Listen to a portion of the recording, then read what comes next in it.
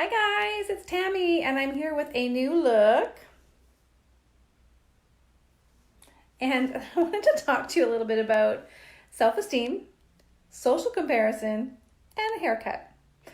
So if you've been watching my Facebook Lives recently, you will have noticed there's a change in my hair.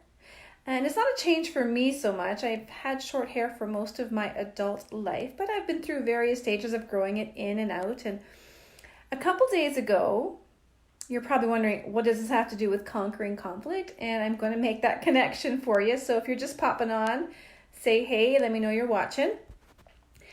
But a couple days ago, I went and spent, women, we pay a lot of money, almost $200 for cut and color. And as I was sitting in the chair, I said to the hairstylist, I'm not sure if I want to cut it or grow it. I was kind of in this in-between stage, if you recall. My hair was just over my ears and not to the point where I could pull it back, get it off to my face. And I have nice naturally curls that were just kind of out of control. And by the time we put the color in, I thought, well, I've paid for the color. I might as well keep my hair long and grow it out. But I was getting into what is called social comparison and how that was affecting my self-esteem. And so I was noticing that when I was with other people, when I thought they had really beautiful hair, it was long and shiny and gorgeous and pulled back and up in a bun and just looked absolutely amazing. But I also noticed those who had super short hair, and I thought it was sexy and edgy and bold, and I'm drawn to short hair. But I was allowing myself to be influenced by what I think others thought was beautiful, including my family, including myself. I think long hair on women is beautiful.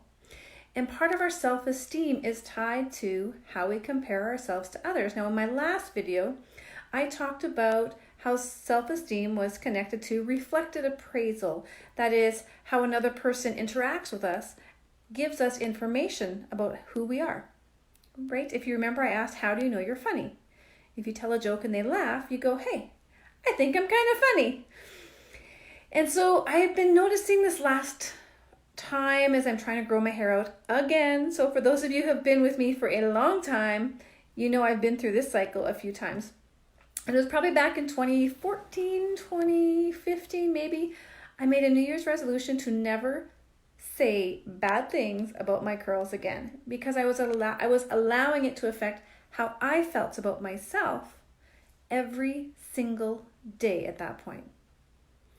Now, I've noticed over the last several months, as I've been in this in-between stage, I have been starting to say these negative things about my hair, about how I look, and it was really starting to affect how I feel. And so I had this internal conflict, and it was because I was comparing myself to others who were at different stages of hair growth, who had different color, different styles. And I was comparing myself to what other people thought was beautiful, looking at magazines, watching TV, and I was always scanning for people who had short hair so I could see someone that I could emulate. Like I was looking for someone who looked like me, kind of thing.